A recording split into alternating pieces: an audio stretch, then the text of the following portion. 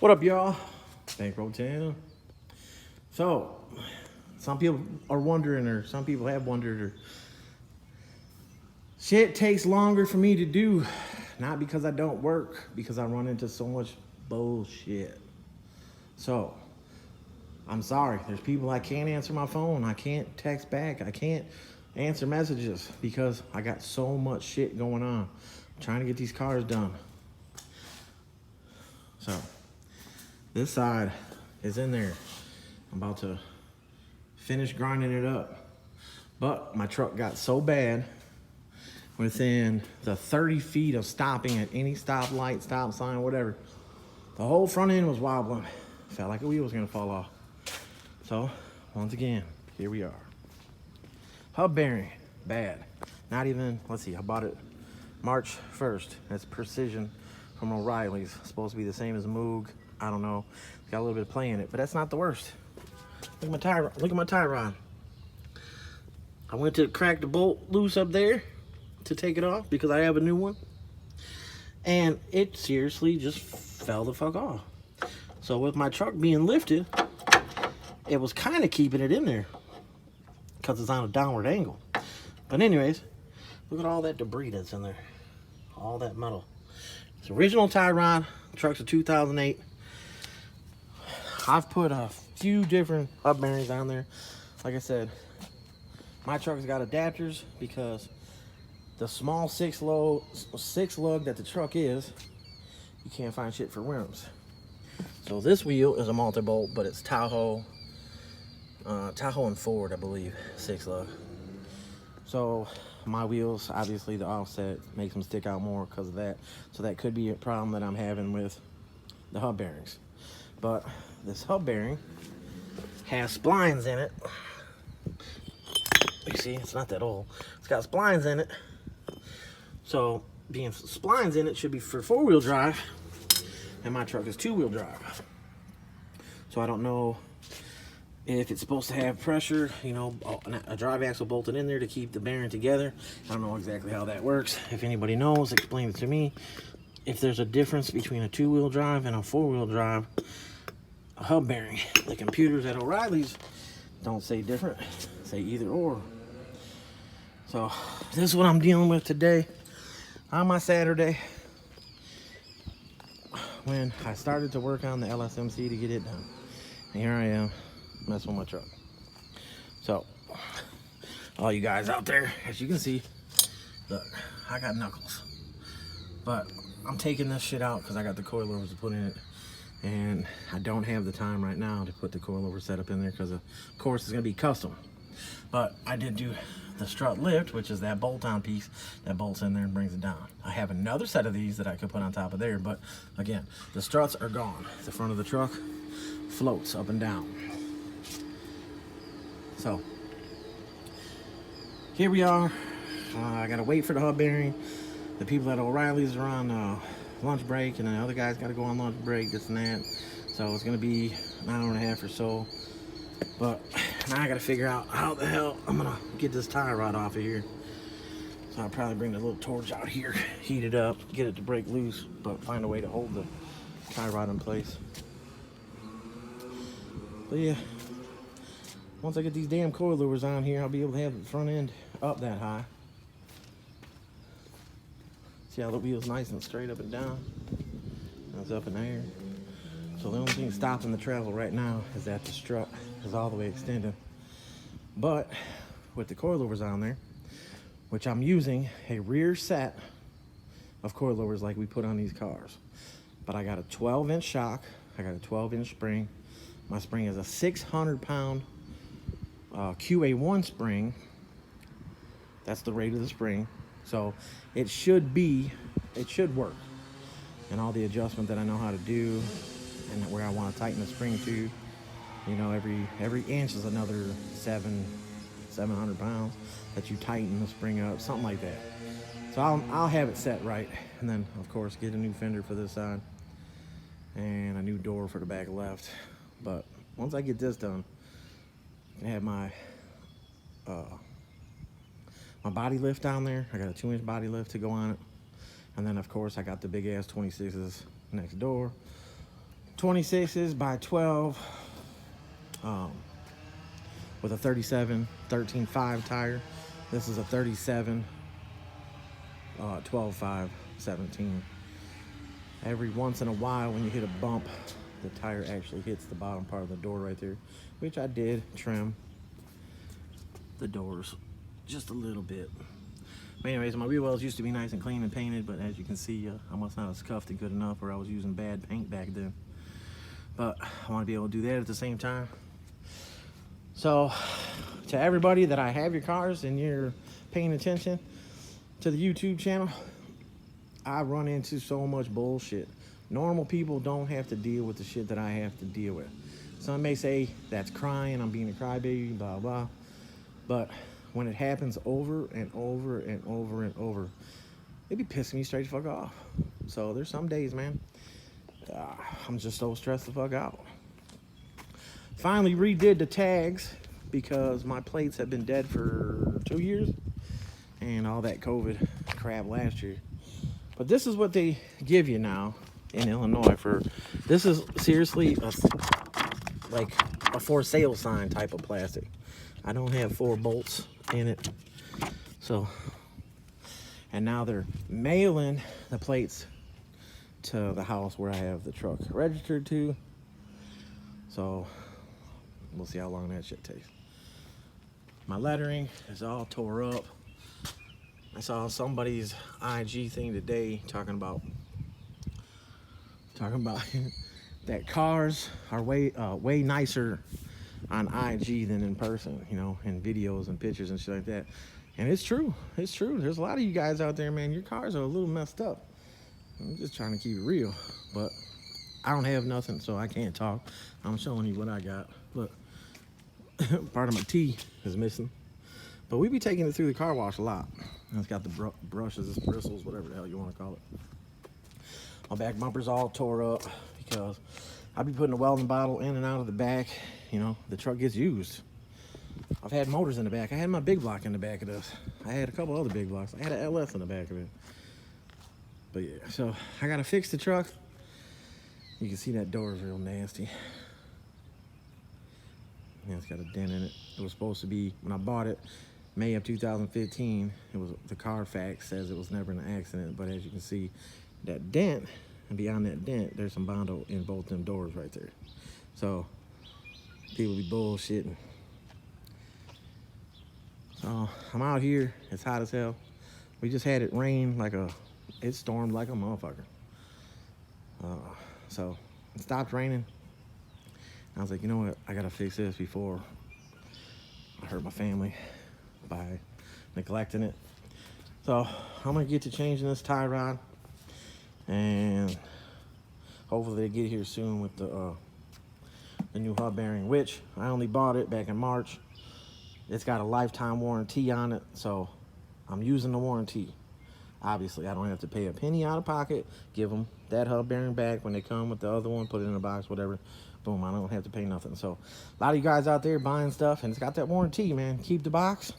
Shit, keep the receipt. Brake pads, stuff like that. And take that shit back when your shit goes out. Be like, look, man, I only had them this long or whatever. Take it in there. They got to honor it, you know. Got a lifetime warranty. Use it. Use it, use it. You know, you be down to like your last couple $100 and you got to fix, you know, fix the vehicle that gets you back and forth, that makes you your money. And you guys that like to do it yourself, I know there's a lot of people that like to do it yourself. Ain't no sense in spending another $30, $40 on a set of brake pads when just keep the box, keep the receipt, take them off, you know, throw the pads in there, go back to the store, be like, yo, I need to warranty this. Bam, warranty it, no money out of pocket. Take them brand new brake pads, come back, put it back together yourself, save you some money. So I know everybody knows that, but maybe some people don't know that. I'm letting you know. Try to make all my videos informational, give as much information as possible. I try, y'all. I try. Like I said, I'm not trying to make $1 million off this. I'm just trying to, you know, let everybody know. But all right, y'all. Well, here, we'll go in here real fast again. The wife was vacuuming the shop earlier and the other day. But yeah, I'm still working on this. I got this side fitted better than the other side, and I just started filing it down. Up here on top, you know, this car is undercoating. So when you're, like I said, when you put the plate in, keep a nice gap, and then roll around on the top. It can stick out a little bit because you're gonna file it. You just wanna make sure that you have enough material behind it, inside the split, you know, the gap that you have there. So that way when you file it, and I'm gonna try to make it perfect. I'm not perfect, never said I was perfect, but I wanna try to make it look really good. There's no sense in not saying I have the time. It's just the stuff that I do, I like to take a little more time to make it right. But I lose some time with stuff like that. And I lose time because I'm not one of these shops that's got 3, 4, 5 guys, you know, cleaning, organizing, picking up, cutting tubs out. One guy over there fabbing tubs up, and then, you know, one main fabricator doing this and doing that. It's me. And yeah, y'all know my brother be coming in, but he's got his own shop to run too. So, but I don't know if I showed you all this yet. I showed it with the wheel sitting up underneath the tub because we cut the rest of the tub out to be able to fit it up in there.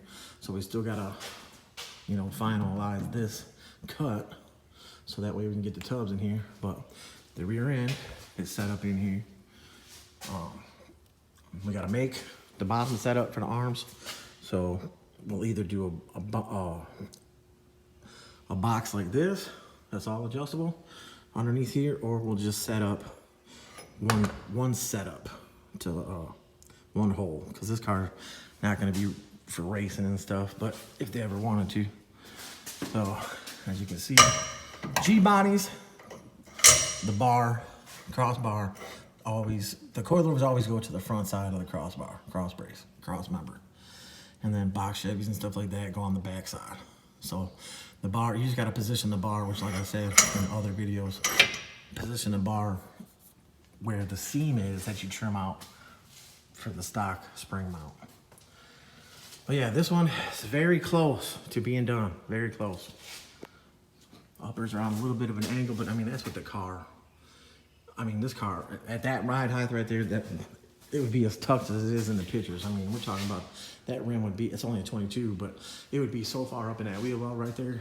So it'll sit higher than that, which it doesn't matter if the arm is like that, as long as it's all controlled. When the rear end goes up and down, you only really want like 3 inches of travel. 3 inches of travel is perfect. So as long as that bar stays, you know, the rear end's not gonna move back and forward all jacked up. Our suspensions don't do that. And of course, all them bars underneath there. But yes, this one's very close to get done, to ride out. As for bracing and all that, there's a little bit more to do. The gas tank is over there, which is a new gas tank. We just gotta empty it out, put some water in it. And we're gonna cut the side of the tank to fit, because how the tank's offset to this side. So we're gonna cut a little angle off the side of the tank on this side so we can put the stock tank back in it. So, looks like the wifey is back with my son and my little baby Joe. So that's good. The GN, man, I'm gonna get this out of here and then just full time on the GN, which most of it's gonna be my brother.